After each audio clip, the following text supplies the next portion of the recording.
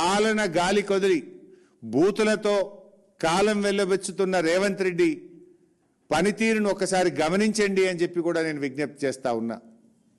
ఇప్పుడు మన రాష్ట్ర ముఖ్యమంత్రి ఏ రోజైనా అది అఫీషియల్ మీటింగా, అది పొలిటికల్ మీటింగా, అది ప్రెస్ కాన్ఫరెన్సా, ఏ రోజన్నా రైతు సమస్యల గురించి మాట్లాడతాడా?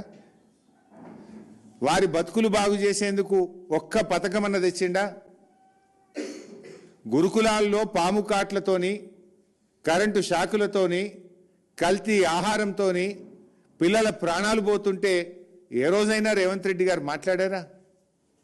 విద్యా కమిషన్ ఇచ్చిన రిపోర్టు అమలు గురించి ఏనాడన్నా రేవంత్ రెడ్డి గారు ఆలోచన చేసిండా? 20 లక్షల మంది పిల్లల భవిష్యత్తుకు సంబంధించిన ఫీజు రియంబర్స్మెంట్ పథకం ఊసే ఎత్తాడు రేవంత్ రెడ్డి గారు.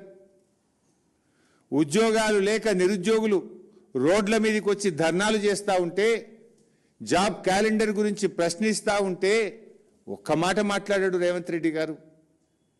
అవ్వాతాతల పింఛన్ల గురించి మాట్లాడాడు. అక్కా చెల్లెళ్ళకి ఇచ్చిన హామీల అమలు గురించి మాట్లాడాడు.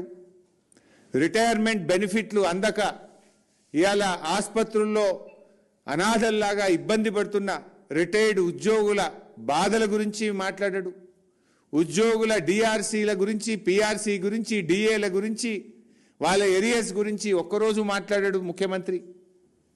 ఇవేమి మాట్లాడాడు కానీ కేసీఆర్ను మాత్రం ఒకటేగా ఆయనను గుర్తు చేసుకోవడము, కేసీఆర్ పోరాటాన్ని, కేసీఆర్ త్యాగాన్ని, కేసీఆర్ కృషిని తక్కువ చేసి చూపించే ప్రయత్నం, బూతులు మాట్లాడే ప్రయత్నం. ఇలాంటి ముఖ్యమంత్రి మనకు ఈ తెలంగాణ రాష్ట్రానికి కావడం నిజంగా ఇది తెలంగాణ దౌర్భాగ్యం.